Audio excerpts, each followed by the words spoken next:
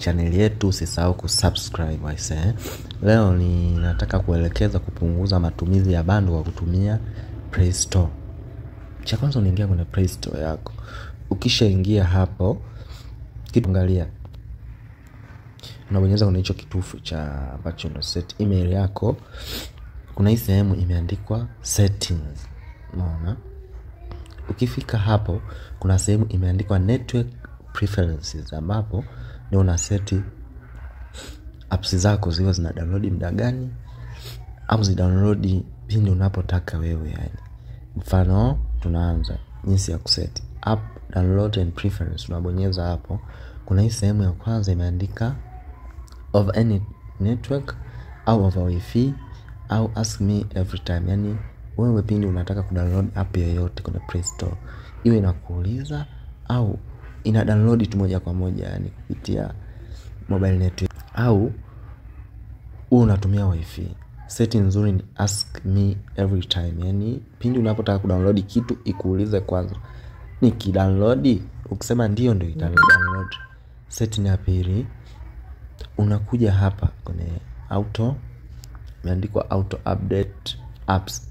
Yani apps huwa zina update zenyewe. Sasa hii inamaliza sana bando bila kuiseti. Unashangaa tu umewasha data, wewe unaona tu applications zina download zinaji update zenyewe. Sasa unashangaa umeweka GB yako moja imeshaishi, kumbe hujaseti. Hapa unaona hapa update all app over wifi au mobile data.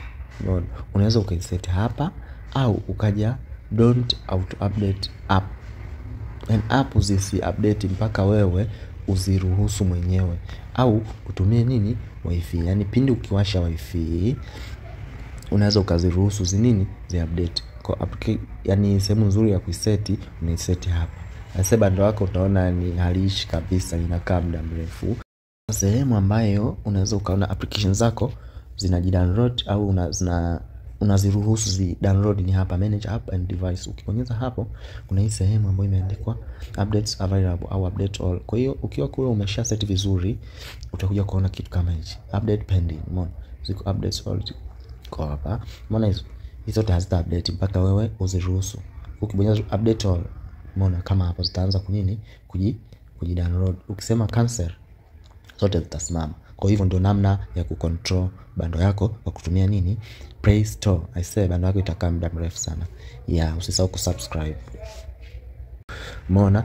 Na hii setting ya tatu, setting muhimu ambayo ni auto play videos. Unaweza ukaingia, ukifika YouTube unaona tu kila video unayoigusa unaona tu ina play yenyewe tu, ni automatically. Yani hata uje-click unachanga tu ina play tu yani inakuwa inajiplay yenyewe. Kwa hiyo sehemu ya kuizima unachanga tu ina play yenyewe.